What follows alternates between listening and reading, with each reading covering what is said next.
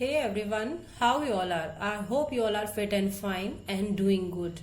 In the today's video, we will cover the exercise of my house. This is chapter number 5 of your EVS book, Wonder World. Okay, so the first one question is filling the blanks. So here are 5 sentences. You need to read the sentences carefully. Then we will put here appropriate answer. Okay, so let's start. The question number 1 is long ago people lived in dash. So what we will fill here? Definitely we will fill here caves. यानी कि in the ancient time यानी पुराने time में लोग कहाँ रहते थे? caves में रहते थे. Natural caves जो होती थी वहां रहा करते थे. Okay. Question number 2 is houses made of dash and dash are strong. So I told you about the two type of houses, kacha house and pakka house. Kacha house made up of mud and dry grass, and I already told you this thing that kind of house is not strong enough. Okay, that is cool, but that is not strong. Okay, the house which is strong is made up of cement and bricks. Okay, so in which kind of house you live? जिस तरह के house में आप रहते हैं that is made up of cement and bricks, CEMENT cement, and bricks यानी BRICKS bricks. Okay, so this kind of house is strong enough. इतना strong होता है कि किसी भी तरीके की क्लाइमेटिक कंडीशन, किसी भी तरीके की चीज का बहुत जल्दी इफेक्ट इस तरह के हाउस पर नहीं होता है. Okay, so we will write here cement and bricks. यहां पर आप इन दोनों को इंटरचेंज कर सकते हैं, यहां ब्रिक और यहां सीमेंट भी आप लिख सकते हो. Okay, so that doesn't matter. Dash houses keep us cool. Okay, mud houses यानी कि जो आपने मिट्टी से बनाए हो और ड्राई ग्रास से बनाए होते हैं वो हाउस आपको कीप कूल रखते हैं, बिकॉज मड जो होती है वो अपने आप में ही बहुत ज्यादा कूल होती है. So we will write here MUD mud. Okay, number 4, we cook in the dash. The lot of rooms are there in a particular house. किसी भी एक हाउस के अंदर बहुत सारे रूम्स होते हैं. So in each house we do different things. In a particular room we do we sleep, and the particular room we cook. In the particular room we wash the things, means we take bath. Okay, so in which particular room we cook? Definitely this is kitchen. So in kitchen, KITCHEN, we cook the food. Okay, houses that float on the water are called houseboat. जो houses water पे float करते हैं उन्हें कहा जाता है houseboat. Okay, क्या कहा जाता है उनको? House boat. हाउस बोट के बारे में मैंने आपको बताया था कि जम्मू एंड कश्मीर में इस तरह के हाउस अवेलेबल होते हैं, और जो वहां होटल्स होते हैं वो भी इसी तरीके के हाउसेस पर एग्जिस्ट करते हैं. All right, so all these 5 sentences are completed. Now we will go to the yes or no option. So all houses are made of mud and dry grass.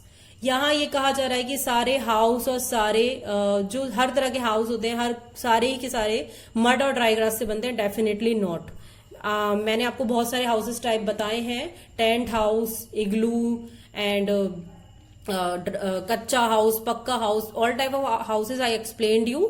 और हर तरीके के हाउस में different kind के material लगते हैं, तो ऐसा नहीं है बिल्कुल भी कि हर तरीके के हाउस में मड और ड्राई ग्रास ही यूज होती है. Okay, so this is this sentence is wrong, so we will write here no. Next is stilt house float on the water. Absolutely not, because मैंने आपको बताया था कि जिस जगह पर मार्शी एरियाज होते हैं यानी दलदल वाली जमीन होती है, या फिर एनिमल्स का बहुत ज्यादा डेंजरस प्लेस होता है, एनिमल्स वहां पर आ सकते हैं ऐसी जगहों पर, या अगर घरों में पानी घुस जाए ऐसी जगहों पर स्टिल्ट हाउस यूज होते हैं. तो वो थोड़ा सा ऊपर बनाए जाते हैं, यानी कि अगर लकड़ी के जो है बम्बू टिका दिए जाते हैं और उसके ऊपर वो हाउस बनाया जाता है. तो स्टिल्ट हाउस जो होता है वो पानी पे बिल्कुल नहीं तैरता.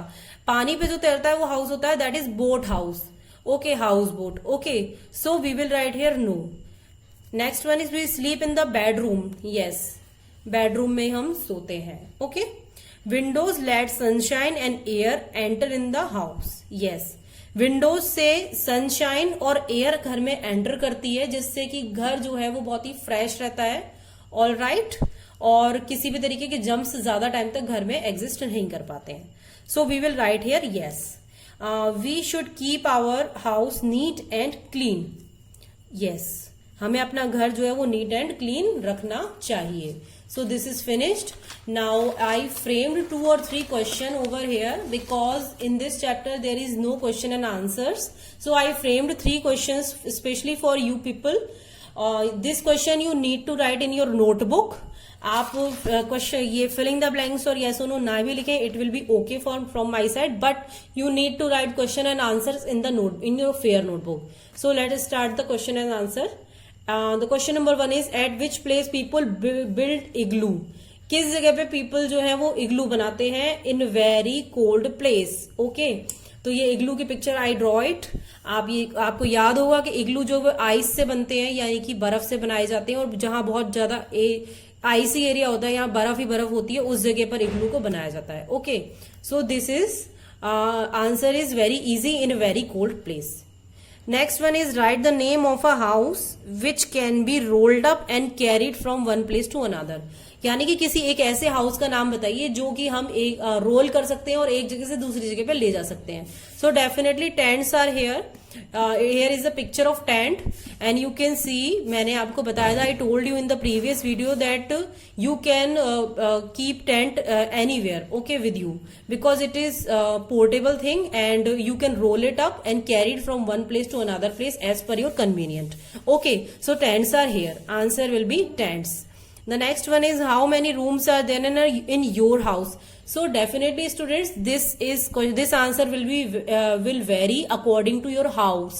आपके घर के अकॉर्डिंग ये क्वेश्चन का जो आंसर है वो वेरी करेगा, बिकॉज सबके घरों में अलग अलग तरह के अलग अलग रूम होंगे. किसी के घर में 10 रूम्स होंगे, किसी के में 12 होंगे, किसी में 5 होंगे, 2 होंगे. So this thing depend only on you, that you have to count the rooms in your house, including kitchen, washroom, store room, सब आपको कैलकुलेट करने हैं, काउंट करने हैं. सारे रूम्स आपको काउंट करने हैं. इसमें आपको वॉशरूम, किचन और living room, drawing room, bedroom, okay, store room, सारा आपको काउंट करके लिखना है. So if I talk about my house, there are 10 rooms.